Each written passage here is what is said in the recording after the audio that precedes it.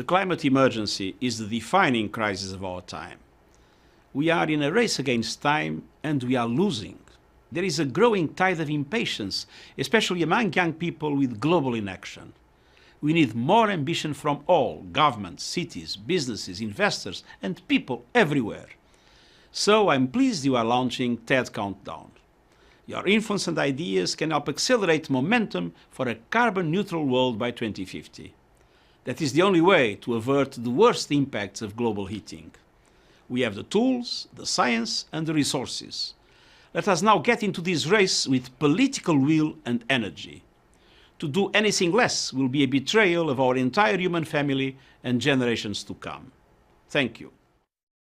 And now, please welcome one of the architects of the Paris Climate Agreement, Christiana Figueres, and the head of TED, Chris Anderson.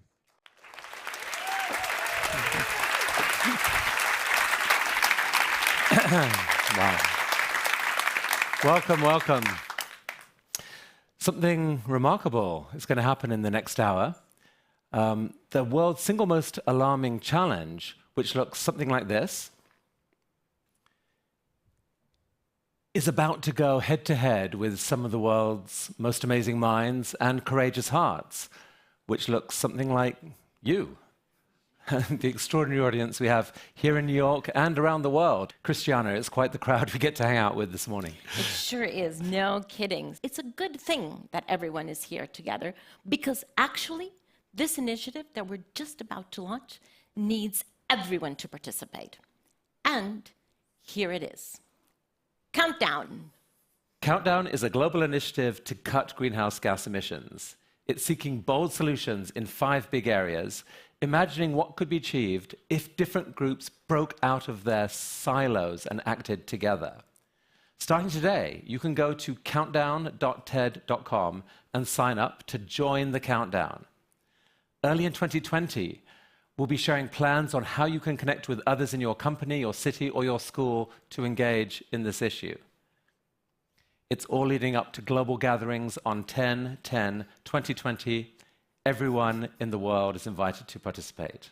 And so that's why, although I've been part of many initiatives along the years, I'm really excited about this one because Countdown is an invitation to everyone to play their part in saving our planet and creating an exciting future.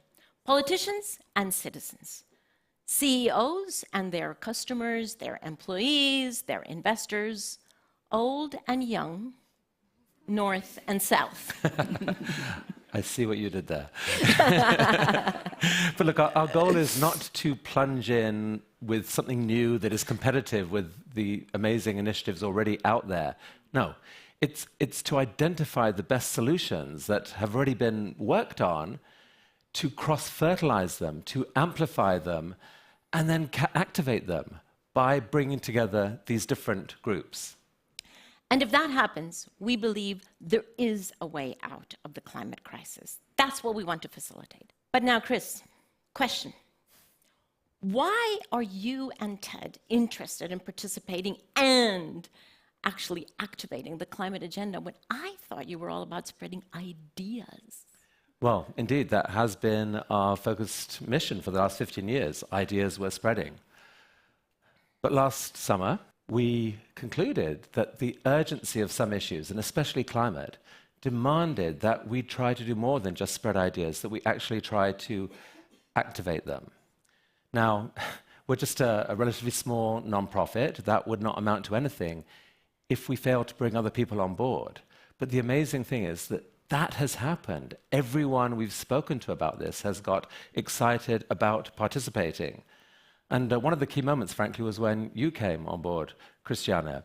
I mean, you were key to the Paris Agreement, and the world was stunned at the consensus that emerged there. What was the key to creating that consensus? I would say it was to really challenge and change people's assumption about what is possible if we set a shared intention and then collectively pursue it and achieve it. So our mantra then, and continues to be, impossible is not a fact. It's an attitude. In fact, only an attitude, and that is something we can change. Well, that mantra is something we're going to have to hold on to in the months ahead, because the scientific consensus is actually worsening. For a quick report from the front lines, here's the head of the thousands of scientists who make up the IPCC, Dr. Hoosung Lee. We recently released 3 special reports. They show a damage and risks of past and future climate change. They also show that stabilizing climate would imply a drastic reduction in greenhouse gas emissions in the near term. The society will have to go through unprecedented changes to meet this goal. Even limiting warming to 1.5 degrees Celsius will bring more extreme weather, rising sea levels, and water shortages in some regions, and threats to food security and biodiversity. Higher temperature will bring more of these damages, threatening lives and livelihoods of millions of people all around the world. We're lucky to have with us another world-leading scientist, Johan Rockström here. He was responsible for creating the Planetary Boundaries Framework. Johan, how serious is our situation? Last week, we released in Nature the 10-year update of the risk of crossing tipping points, irreversible tipping points in the Earth system. We know 15 such tipping points, including Greenland and the West Antarctic ice shelf and the permafrost and the Siberian tundra, for example. And we today have observational evidence, empirical evidence, that 9 of the 15 have woken up and are on the move. They haven't crossed the tipping point yet. The window is still open, but they are warning us that now is the time to truly move, because the moment we cross them, like, for example, approaching a tipping point in the Amazon rainforest, we would risk losing the battle because the planet will be taking over its self-reinforced warming. So that is why this initiative is so incredibly important. Let's go. Well said. So both are very clear there that this agenda of cutting emissions is absolutely crucial. How has that been going? Not very well, because despite what we know, despite everything the science has told us, despite everything that we have done, including adopting the Paris Agreement, we've actually been increasing greenhouse gases consistently over the past few decades, to the point where we're now at 55 gigatons of carbon dioxide equivalent that we are collectively, as humanity, emitting every year. And as we have heard, we have one path. There is one path that we have to follow, and that is start now to decrease emissions. Instead of going up, go down, reverse the trend, bend the curve. Reduce emissions starting in 2020 to the point where we will be at 1/2 the current level of emissions by 2030, and then continue decreasing them until we are at net zero by 2050. It's the only path that we can accept. How do you even begin to start tackling a goal as daunting as that? Well, we could start by breaking the simple yet daunting challenge into its constituent pieces, 5 main areas. And so these 5 together are actually, they're all huge. And if you can find compelling solutions in each of them, they would actually add up to an action plan that matches the scale of the problem. Well, here are the 5. Power. How rapidly can we move to 100% clean energy? The built environment. How can we re-engineer the stuff that surrounds us? Transport. How do we transform the ways we move ourselves and goods? Food. How can we spark a worldwide shift to healthier food systems? And certainly, nature. How extensively can we regreen the earth? Now, it's worth noting that the answers to these questions and the measures that we would undertake don't just reduce net emissions. They do that, certainly, together to zero. But they also point the way to a future that is much better and genuinely exciting. So think about cool new forms of transport, clean air, healthier food, beautiful forests, and oceans bursting with life. So, you know, solving the climate crisis isn't about sacrificing and settling for a mediocre future. It's about the exact opposite. It's about co-creating a much better future for all of us. So how do we tackle these questions? So, I mean, let's take this question here and think about this. How extensively can we regreen the Earth? I mean, there are obviously many responses to this question, many proposals. This is fundamentally about how do we increase the amount of sustainable photosynthesis on planet Earth. Photosynthesis sequesters carbon. There are going to be proposals around giant kelp forests or seagrass, or about forms of plants that have deeper roots and can sequester across the planet. But suppose a major proposal that came out was about reforestation, a massive global reforestation campaign. I mean, a single organization, no matter how big, cannot take that on. The key is for everyone to join forces, for governments with zoning, businesses to invest, investors to do that investing, environmental groups and philanthropists who support them, and just a massive movement among citizens everywhere, transforming their lawns, their cities, their neighborhoods, going on trips together. That is where suddenly you can dream about something really big. So can we test that theory? Because we are fortunate to have with us today someone who grew up inside a tree planting movement, probably the most well-recognized tree planting movement. And she is the daughter of the Nobel Prize winner, Wangari Maathai, and she heads up the Wangari Maathai Foundation today. So can we invite our very dear friend, Wanjira Maathai? Thank you very much. Thank you very much, Christiana and Chris, for doing this. Trees have been indeed a part of my life for as long as I can remember. But we also know that for centuries, trees and forests have cushioned us against the harsh impacts of climate variation for very many years. In my lifetime, my mother, through the Greenbelt movement, as you mentioned, inspired the planting of 50 million trees and counting through the work of the Greenbelt movement, one organization. But the world now needs us to plant 100 times more trees than we did then. And the only way to do that is for all of us to come together, cities, citizens, governments, companies, environmental organizations. And we must believe, therefore, in the capacity for each of us to be potent agents of change, and that together we are a force. And I hope you will all join us. So together we are a force. I think Wanjira really hits it right there on the head, because it's all about collaborating across a pretty broad spectrum of people. And happily, there are representatives from all of those groups here today.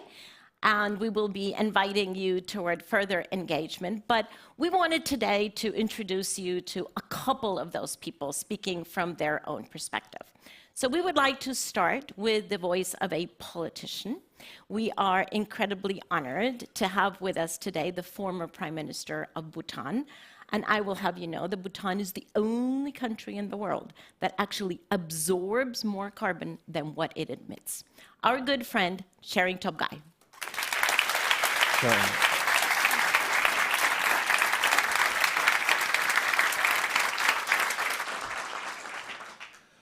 My country is typical of the global south in that we have not caused this climate change crisis. Indeed, we are blessed with lush forests and many bountiful rivers that has enabled my country, Bhutan, to remain carbon negative. And yet, climate change threatens to destroy our forests and to turn those very rivers into terrible dangers for our people as the Himalayan glaciers melt and threaten both near-term flooding and the longer-term loss of our natural water reserves. So, I'm proud to join this countdown initiative and work with all of you and with you constructively to find solutions that are both powerful and just. Thank you. Thank you. That's perfect. Thank you so much. Thank you, Sharon. Well, business, of course, has a crucial role to play, and so do those who control the world's vast pools of investment capital. I was pleased to make the acquaintance recently of the Chief Investment Officer of Japan's $1.6 trillion government pension fund. It's actually the world's largest pension fund. He's willing and interested to come with us on this journey and to bring others with him. So, somewhere is, I believe, Hiro There he Mizuno. is. Hiro, and you're live. Welcome, Hiro. Great. Thanks, Chris and Christiana and the staff of TED for making this possible. As a person in charge of the largest pension fund in the world and responsible for securing pension benefits for multiple generations, it is a hugely important issue how to manage climate risk. We recently analyzed our global portfolio, how it's aligned with the Paris Agreement. It was diagnosed our portfolio is on the path for more than 3 degrees, far away from Paris Agreement goals. Our portfolio is not only sizable, but also one of the most globally diversified portfolio. So that means the world is on that path. I'm tired of hearing the same comment repeatedly from our portfolio companies and obviously investment professional. We are realistic. Sorry, but being realistic is no longer an option. We fully aware our responsibility as the world's largest asset owner to inspire changes in the capital market. We will be actively engaging with all actors in the capital market to move the needle. I look forward to participating in this crucial dialogue with you all. Thank you. I'm sure all of you know that throughout the past 12 to 18 months, what has really been new and powerful and exciting is the amazing voices of so many young people, millions of young people who are out there on the streets with anger, with outrage, with despair, and also asking us to do our thing. And they have been inspired by Greta Thunberg, but by so many other fantastic young people in almost every country of the world. And today, we are delighted to have 4 young activists come join us today.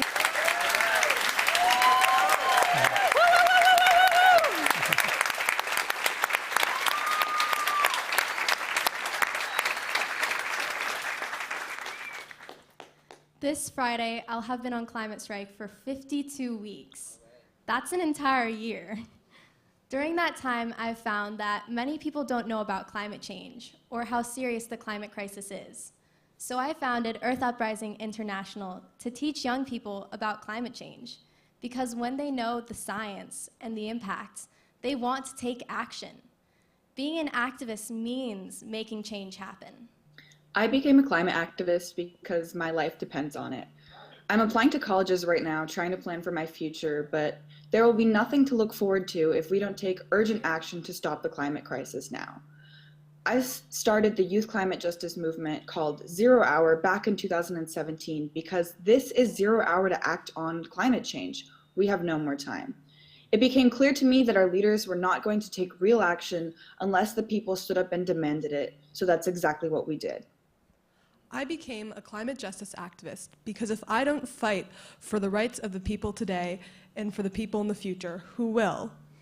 I became a climate justice activist when I realized that the climate crisis impacts marginalized communities the most, including my town in Mexico. I strike with Fridays for Future every Friday because our movement is not about gaining momentum, but about igniting cultural change. But the fact that thousands of students strike for climate means that we are already implementing climate justice into every aspect of our lives, which is already redefining the world.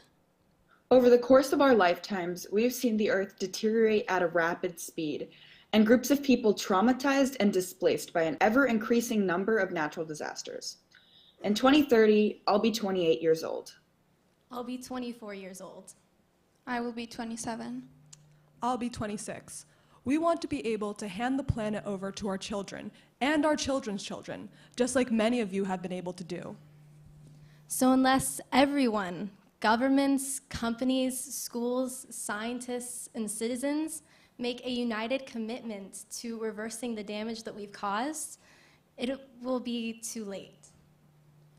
We are not only asking you to take care of our future, we're also asking you to take care of our past. Indigenous people have been taking care of the earth for thousands of years, which is why indigenous philosophy is crucial when implementing climate action.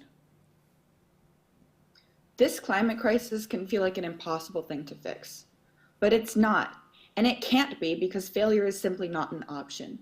Failure means losing everything we love and everything that matters. So many of us are already working to save the future of our world, but it can't just be on the next generation to fix. This is too much of a burden to just put on young people's shoulders. It is time for you to go all hands on deck and do everything within your power to save everything before it's too late. Are you with us?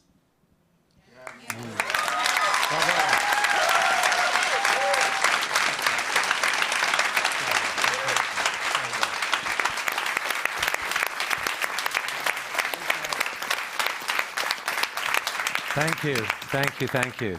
And then, of course, there's a crucial role to be played by the world's storytellers and those with influence on social media platforms. Each of the following has expressed excitement to be part of this project. They've lent us their names and support. We have some of them here today. Thank you so much for being here. And let's hear from one of them, actually.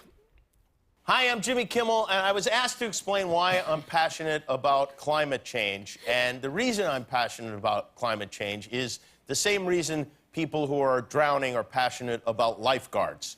I care about this planet because I live on it. I don't want to move to Mars. Mars seems terrible. I want my kids and their kids to be able to live on Earth with air they can breathe and water they can drink. That's why I care about climate change. And also, I have a crush on Leonardo DiCaprio. So when all these people come together, we have an opportunity to explore a new space of possibility for solutions based on working together, challenging each other, and inspiring one another.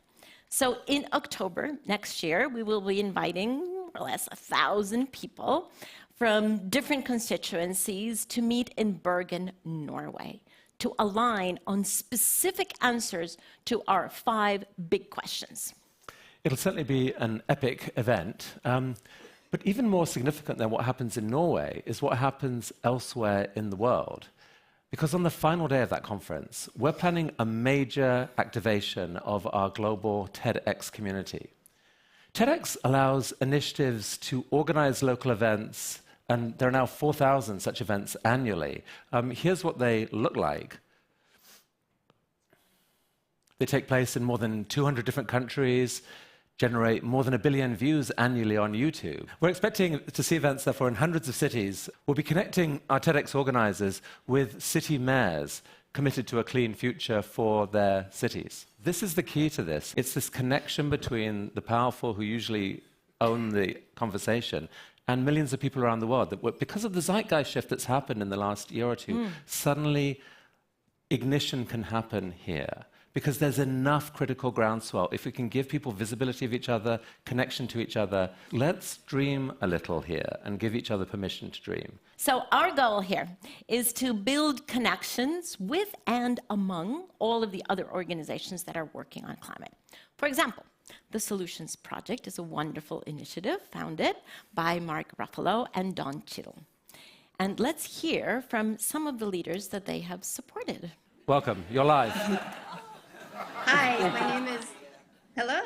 my name is Wahala Johns. I'm with Native Renewables, and we are working to provide solar power for tribes throughout the world. We have over 15,000 Native American families that don't have access to electricity, and we are working to provide solar plus battery storage for these families in the United States that don't have access to electricity. And they are located on my reservation, the Navajo Nation. And hi, everyone. I am Anna LePay with Real Food Media, and we work to uplift the stories of farmers and ranchers as a key solution to the climate crisis.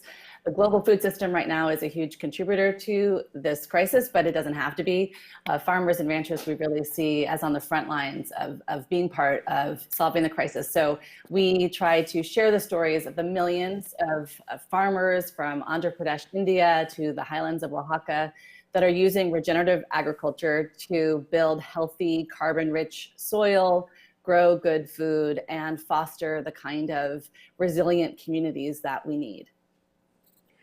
Hello from Push Buffalo. My name is Rawa, where everyday residents are visioning, planning, and designing an equitable, holistic, and sacred neighborhood, like where I'm phoning in from School 77, a renovated vacant school building that has the first 100% affordable community solar array in New York State installed by local residents. It's also serving 30 affordable senior apartments and a mix of intergenerational spaces that serves as a community hub where we're practicing new economy strategies towards a livable planet. Thank you. Bravo. It's so great. So you see, this is about everyone. It's about cities, it's about grassroots organizations, but it's also, of course, about business. And so we're inviting all companies, underline all, to join this initiative, to engage with your employees on how you can best protect the planet and your future at the same time. So early next year, we'll be sharing a toolkit that can guide companies toward moving quickly towards science-based targets, which gets them then to net zero emissions by 2050 at the latest. So think about this, because as an individual, many individuals feel powerless on this issue. But if you were to team up with others in your company, you might be amazed at how much power you actually have.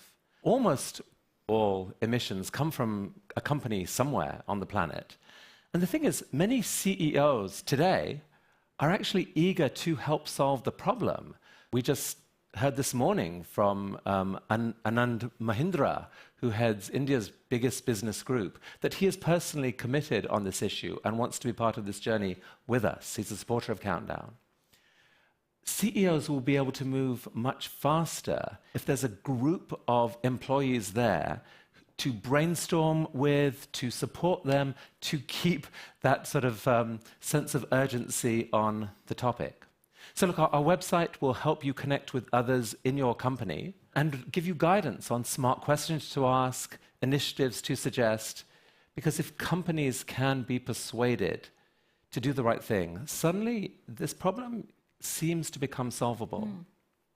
So all of these efforts are building toward one fantastic day, Saturday, October 10, 2020. That is 10/10/2020, easy to remember, when this fantastic gathering will take place around the world.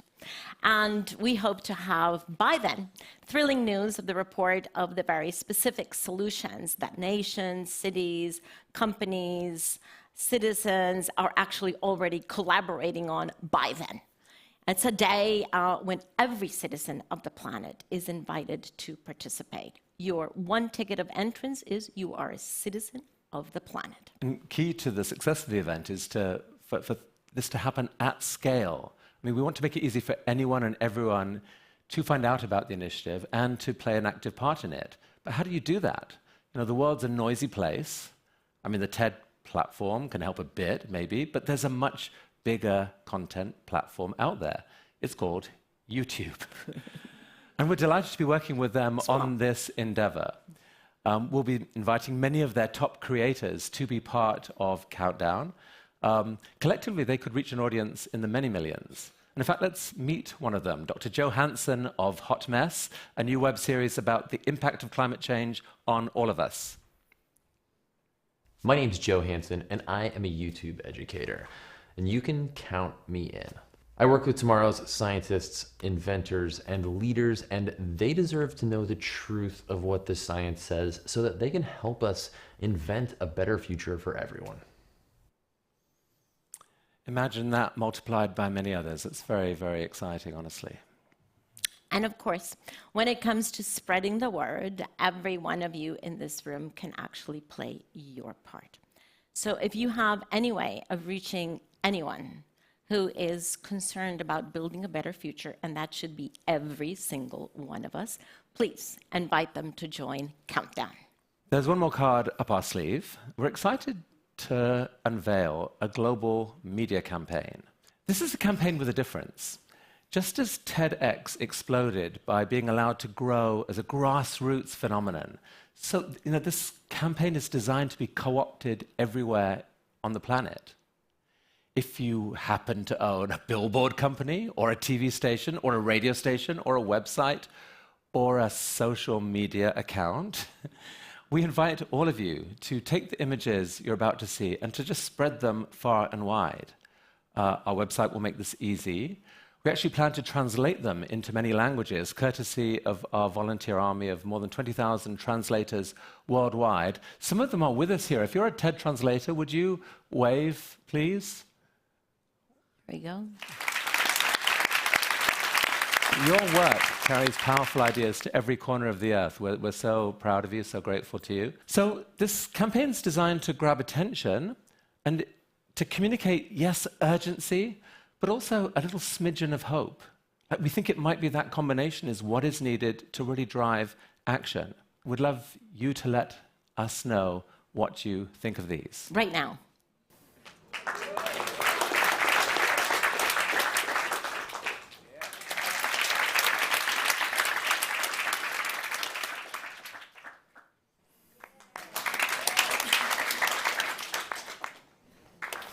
Remember the date.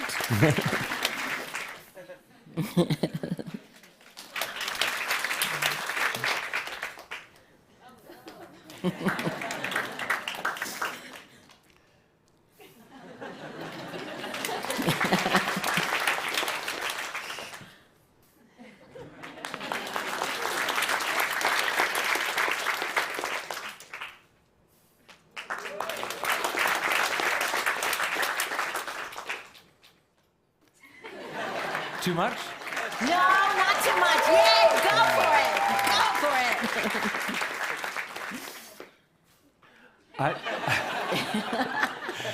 it. See, I didn't like this one, but my team, Apparently there are many who do like it.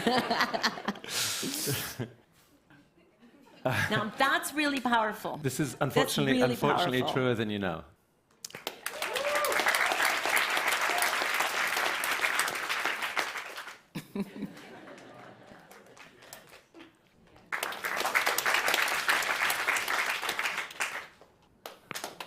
And that's it. That's it. Thank you, Anna. To bring this full circle, we would like to bring someone very special in. Hi, I'm Claire O'Neill. I am the COP President Designate for next year's Conference of the Parties, the annual UN Climate Change Talks, which will be in the UK, and we're looking forward to welcoming you there. But right now I'm in Spain, in Madrid, at COP25, this annual event where we send negotiators and activists from all over the world to see what we can do to reduce CO2 emissions. But the problem is this, emissions are going up, not down. And what I'm feeling is that 2020 is the year of action, the year where we have to stop talking and we have to start acting. And not just here in these conference centres, but everybody. And so the value of the TED process, the value of what we're all doing together is that we're spreading out the conversations and the solutions from inside this space out to everybody. And I'm really looking forward to working with the TED group over the next year. 2020 for me will be the most important year for climate action, and we're all going to deliver this together. Okay, friends, so we're nearly there, but just a few more very special snippets. First, a word from one of the many great minds who will be accompanying us on this journey. A message from the great author, historian, and futurist, Yuval Harari. Climate change is about inequality. Inequality between the rich, who are mainly responsible for it, and the poor, who will suffer the most. Inequality between us, Homo sapiens, who control this planet, and the other animals who are our helpless victims. Inequality between the scientists, who painstakingly search for the truth, and the professional deceivers who spread falsehoods at the click of a button. Climate change is about making a choice. What kind of planet do we want to inhabit, and what kind of humans do we want to be? A choice between greed and compassion, between carelessness and responsibility, between closing our eyes to the truth and opening our hearts to the world. Climate change is a crisis, but for humans, a crisis is always also an opportunity. If we make the right choices in the coming years, we can not only save the ecosystem, but we can also create a more just world and make ourselves better people.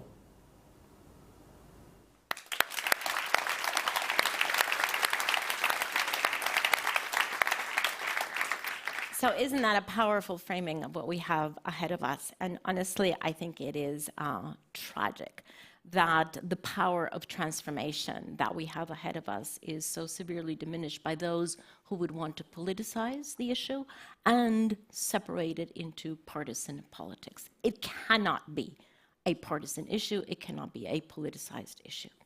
Happily, there are some who are working against that. Today we have one of those people, and a fantastically courageous climate scientist who is a committed Christian and who has been working on this issue with conservatives and with the religious and spiritual communities for years with incredible courage. Katharine Hayhoe. When someone says climate change, we often think, oh, that's just an environmental issue. People who are tree huggers or scientists care about it, or maybe people who are on the left-hand side of the political spectrum. But the reality is, whether we know it or not, we already care about climate change no matter who we are. Why? Because climate change affects everything we already care about today. It affects our health. It affects the food we eat, the water we drink, the air that we breathe. Climate change affects the economy and national security. I care about a changing climate because it is, as the military calls it, a threat multiplier. It takes issues like poverty and hunger, disease, lack of access to clean water, even political instability, and exacerbates or amplifies them. That's why to care about a changing climate, we don't have to be a certain type of person. A thermometer isn't blue or red, liberal or conservative. It gives us the same number no matter how we vote, and we are all affected by the impacts of a changing climate. So to care about a changing climate, all we have to be is one thing, a human living on planet Earth. And we're all that. And finally, the man who brought this issue so powerfully to everyone's attention years ago and has continued tirelessly to work on that issue ever since. The one and very only Al Gore. Thank you. Thank you so much, Christiana, and thank you for your outstanding leadership. And thank you, Chris Anderson, and the entire TED community, YouTube, and all of the others who are joining in this fantastic initiative. I have just three messages. Number one, this crisis is incredibly urgent. Just yesterday, the scientists gave us the report that emissions are still going up. Every single day, we're putting 150 million tons of man-made global warming pollution into the thin shell of atmosphere surrounding our planet. The accumulated amount now traps as much extra energy every day as would be released by 500,000 first-generation atomic bombs exploding every single day. And the consequences are increasingly clear. That Mother Nature is telling us that the fires and the sea level rise and the floods and the mudslides and the loss of living species. But the second message that I have is the hope is very real. We actually do have the solutions available to us. It is unfortunately true at this moment that the crisis is getting worse faster than we are mobilizing these solutions. But renewable energy and electric vehicles and batteries and regenerative agriculture and circular manufacturing and all of these other solutions are gaining momentum. The late economist Rudi Dornbusch, in articulating what's known as Dornbusch's law, said, things take longer to happen than you think they will, but then they happen much faster than you thought they could. We can pick up the pace. We are gaining momentum, and soon we will be gaining on the crisis. But it is essential that everyone join, of every political persuasion, every ideological persuasion, every nationality, every division has to be obliterated so that we, humanity, can join together. And in closing, I would just say that for anyone who doubts that we as human beings have the ability to rise to this occasion when everything is on the line, just remember that political will is itself a renewable resource.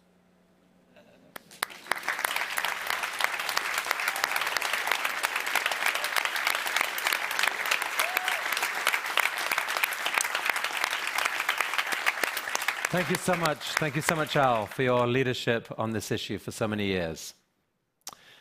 None of this would be possible without an extraordinary and fast-growing list of partners. I'd like to acknowledge them.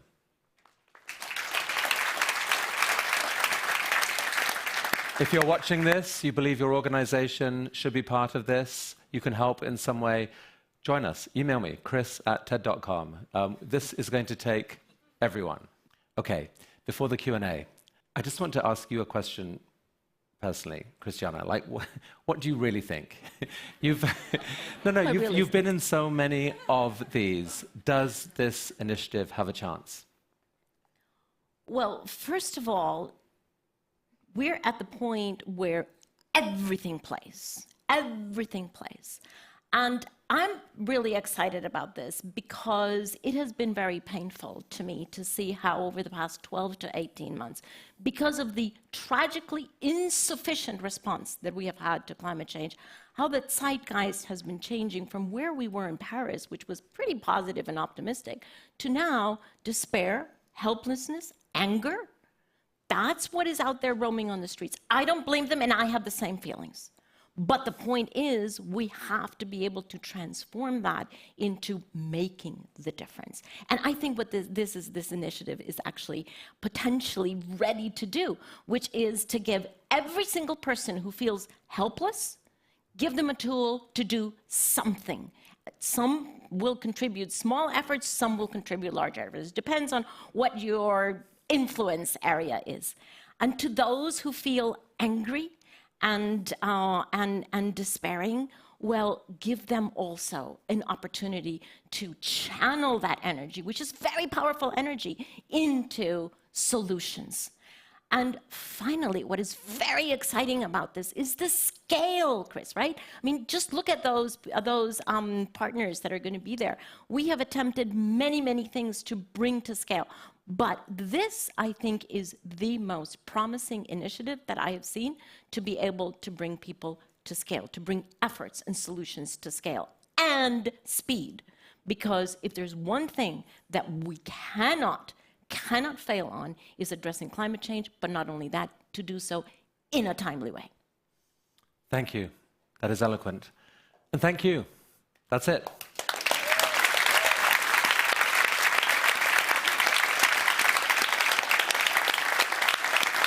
Okay, we have many members of the world's leading media here. We're going to have a Q&A. They should probably have priority on questions. If it all goes deathly silent, someone else can ask a question. But if you're a member of the media here, please feel free to put your hand up. We'll throw a mic to you, and we'll do the best we can. Hi, Rachel Crane from CNN.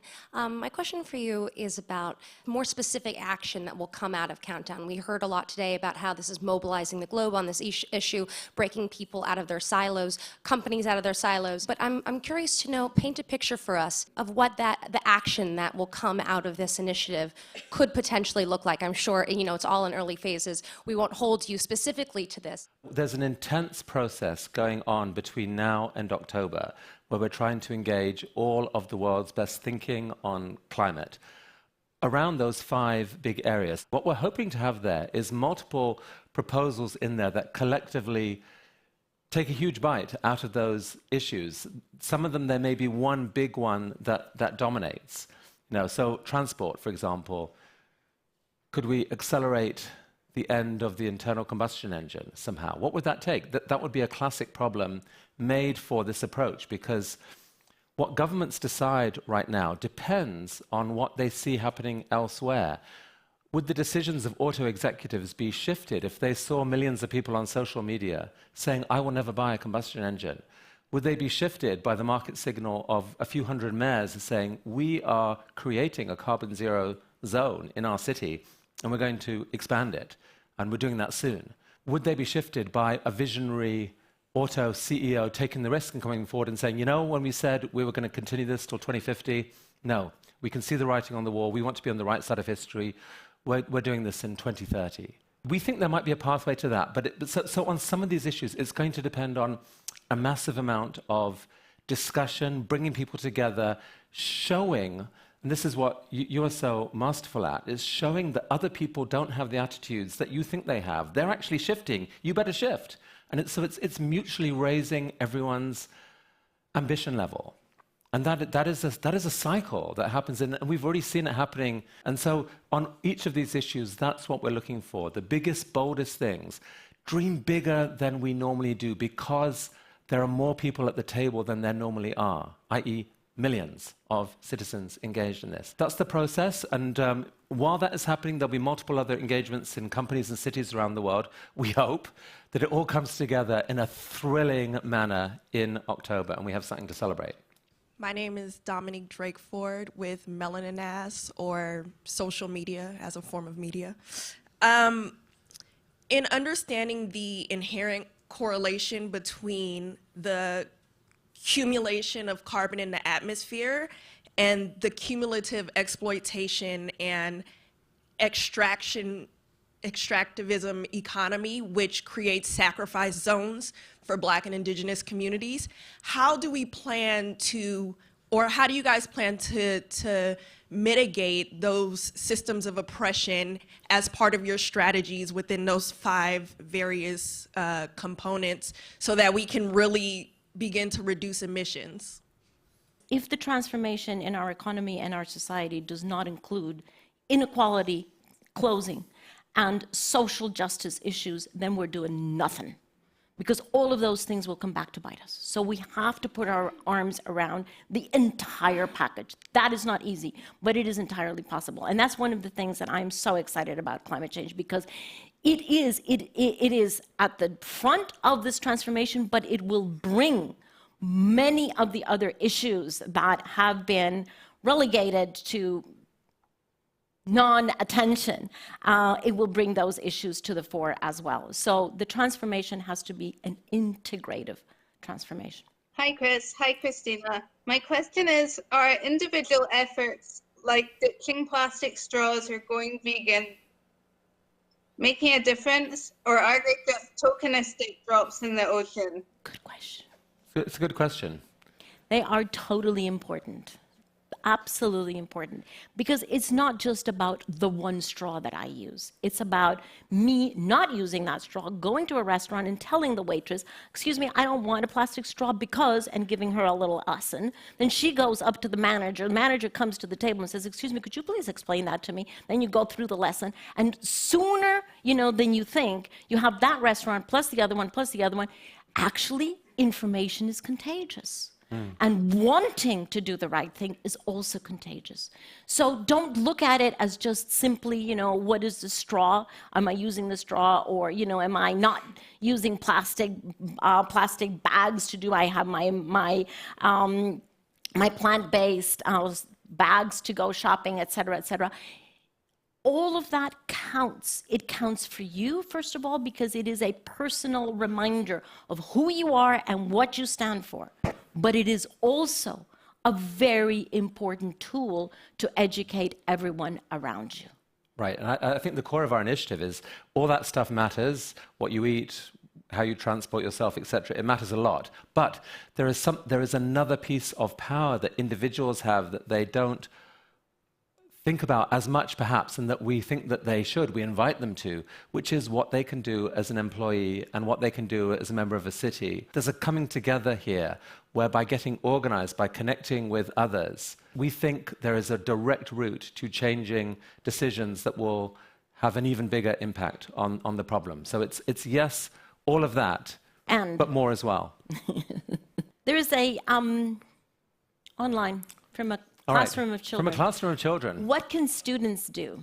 Yay, I love that question. Totally love that question. So first of all, Fridays, 11 o'clock, go strike. I mean, honestly, right? Let's go, let's go. And that pressure has to be maintained. I'm totally delighted that, there are some people here who've been here doing it for 52 weeks. The problem with this is, folks, this is not a sprint, it's a marathon.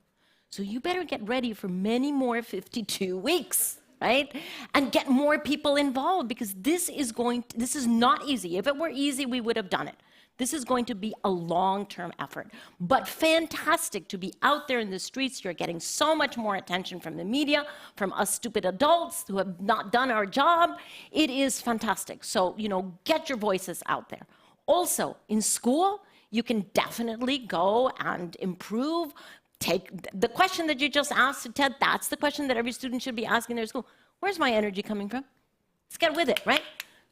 Students in colleges, how is it possible that we still have colleges and universities that are not 100% clean energy and that haven't shifted their capital and their endowment over to low carbon? I mean, it's just incredible.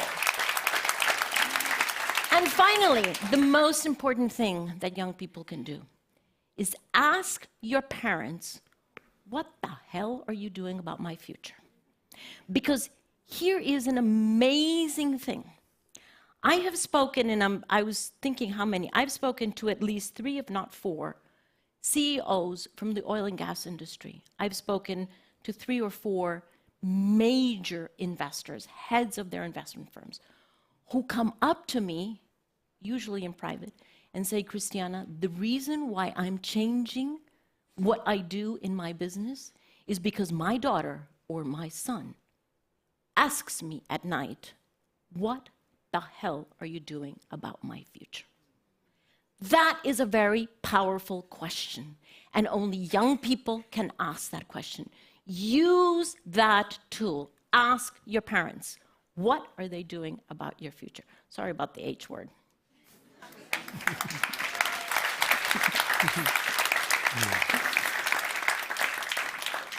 Hi, I'm Joe Confino at the HuffPost. Christiana, a question for you, which is one of the things that didn't come out so much in this is about the spiritual traditions and the role they play in terms of, because what we're seeing is that actually old wisdom is coming out in terms of interdependence. Nothing is separate from anything else.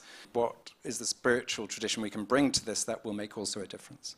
What I think is very powerful about understanding whether you happen to be a spiritual person that pursues meditation and mindfulness, or whether you're a religious person or not, what I think is very powerful about the spiritual understanding of the human presence on this earth is to understand that we're not separate.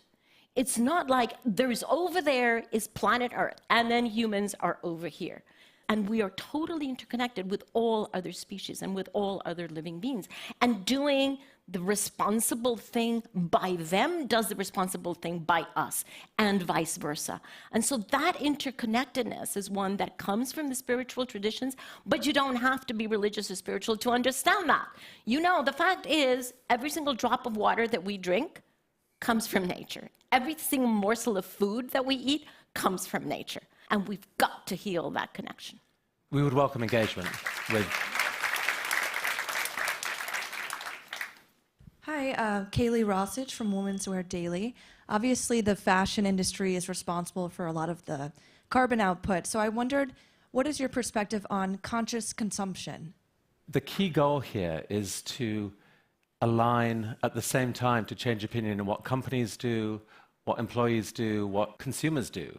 It's the shifts all happening at the same time that can make change. Right now, someone else is always the problem. Our investors wouldn't allow us to do that. There is no market for this better, more sustainable product. And so all the pieces need to happen at the same time. That's our hope. And so the lead on this is not us, it's employees and CEOs and leadership teams working in that industry get together, make something happen, and ride the tide of the zeitgeist shift that is happening. It's going to work out from a business point of view as well. Can I jump on that as well? Because for years, for centuries, we have been on a consumer, extract and consume mentality, right? The way we go about our life and the way that businesses are created is extract, use, discard. Extract, use, discard. That's a simplification, but honestly, it's about as simple as that. And to understand that that linear extraction to discard can no longer be the case, that it needs to be circular now. We have to go in to a circular economy that uses every single resource that we extract, because we will continue to extract, that uses it not once, but 2, 3, 4, 5, 10 times, around and around and around in circles. That's a circular economy. And we have to get to that point, because frankly, we're running out of resources to continue to extract. Hi, my name is Jody Shu Klein. I'm with the South China Morning Post, on Hong Kong publication here in the US. So we've been reporting on trade war for more than a year, and we're actually living in a world where countries are decoupling from each other. How do you overcome that trend and bring everyone together? I mean, we don't know. These are really challenging issues. What we do know is that we have to bring everyone to the table and have the discussion. There are so many people in China, including, in many occasions, the Chinese government has made bold steps to tackle this issue. There's a lot that the West can learn from what's happening in China. I would say in a world in which we're seeing a wave of nationalism and populism, the way we go at this is actually to expand the breadth of engagement. So not to let the responsibility of engaging on climate be in national government hands only. Yes, they have an important role, but we can bring it down as well to a different level of engagement, which is every single human being. And once we understand that we're all human beings and that we all have a common future, there's no such thing as all of us being in the boat and only the ones closest to the hole in the boat are going to sink. No, either we all sink or we all float together. My name's Justine Kalma. I'm with The Verge. Thanks so much for this. My question is about TED and YouTube's own carbon footprint. Streaming video eats up a huge amount of energy. And, you know, I'm curious what TED and YouTube might be doing to reduce their own greenhouse gas emissions connected to that. I can't speak for YouTube, obviously. I will say that, to quote a line from George Monbiot, all of us are hypocrites in this movement.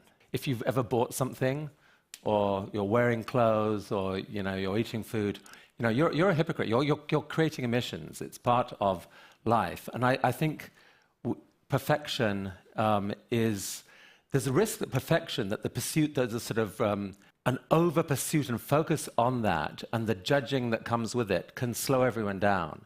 We want this to be a coalition of the willing who accept that they're not perfect, but are willing to act. Now, this whole process has sparked a huge conversation in TED about how we act more responsibly, and that will continue. We're certainly not going to stop streaming videos. We think at some point you have to do math. It's like that. It's give to the planet more than you take from it, I think is the golden rule that I personally really believe in. And so if an idea, powered by a little bit of electricity, can ignite in someone's brain, I would bet on the idea over saving the electricity.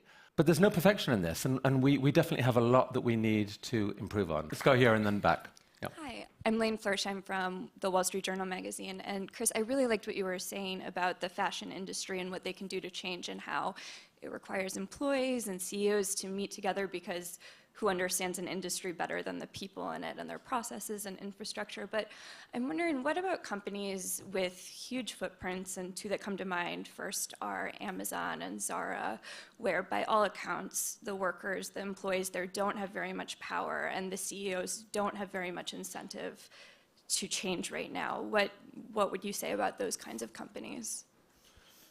So this is going to be such an important conversation going forward, because we're in the ironic position where the people who can do the most to solve this problem are the people who are currently the worst offenders.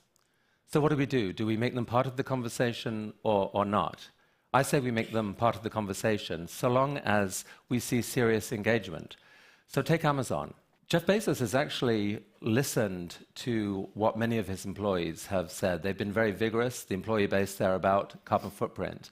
Has listened, has engaged with you and with others, and they have announced, I think it's correct to say announced, Yes, they have. an acceleration of their own commitment to go to basically a net zero track by 2040, if I have it right. It's the companies with the thousands, the tens of thousands of trucks and the packaging and all the rest of it. That is how this problem will get solved. So I say we invite these CEOs to be part of this and urge them to take it seriously and to go fast, and maybe even faster than they're completely comfortable doing. But that's, I think, what we have to do, not to defame, denounce before we've at least had the serious conversation about it's time. Your employees want to do this, your customers want to do this, your investors increasingly want to do this. Let's do this. That's our hope. And the wonderful thing about companies the size of Amazon or Walmart when they did it is that they have a huge trickle-up effect. Because when Jeff Bezos came out and said, I'm going to make Amazon climate neutral by 2040, Paris Agreement says 2050, of course. He wants to do everything better than that. So 2040 is for Amazon. Well, good. We're going to keep him to it. Now, the amazing thing about that is that in order for Amazon to be climate neutral by 2040, they have to work with all their supply chain going up. They have to work with all of those companies that deliver services and goods to them for them to also be climate neutral ASAP, because otherwise they can't meet their own commitment. So large companies are actually very, very key and instrumental to this, because it's not just about their footprint, it's about the embedded footprint that they inherit in their supply chain. And the transformation of that is really huge. Last question. My name is Jackie with Now This News, and every day I work with young climate activists like the ones we've heard today, but when we do stories on them, including Greta Thunberg, I see fierce criticism that they face, and largely it's because of a generational gap.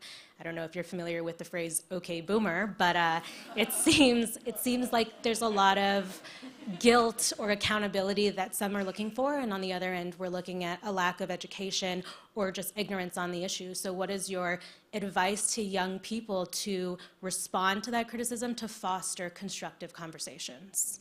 We should probably ask them. Hi, thank you for your question. Come on here. Stanislav. It is true that we increasingly face criticism, and it's not only when we speak to people with climate deniers or things like that, but also on social media. It is as much as a tool to spread information and organize our strikes and get the information out there, but it's also a tool for people who want to undermine us, to personally attack us. And the way in which we stay resilient is when we build community with each other. When we organize, we mimic the world we want to see. There is no hierarchy in our organizing. We are all working towards the same goal constructively, choosing our passions towards making the strike the best it can be. We got 300,000 people striking in New York. We put together a whole concert. People called it Climachella. It was great. But the point is that it's not going to stop us. The criticism is not going to stop us. And even though we know that we are kids and we are not here to tell you all the solutions that there already are out there, we are going to do it, because every kid who cares about the climate crisis is going to grow up to study through an environmental lens and to change the world through that. So we are here to tell you, personally, climate activists that I know don't use OK Boomer, because we strive for intergenerational cooperation. And I think that blaming and dividing each other is not going to get us anywhere, which is why we don't use it, and I don't think it should be used. And I actually want to thank everybody who is doing something, because action inspires action. And you inspire us, and we're glad that we inspire you as well. Woo! Woo!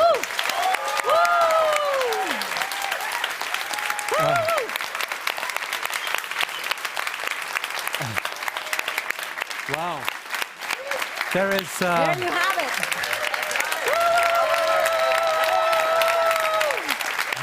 There is.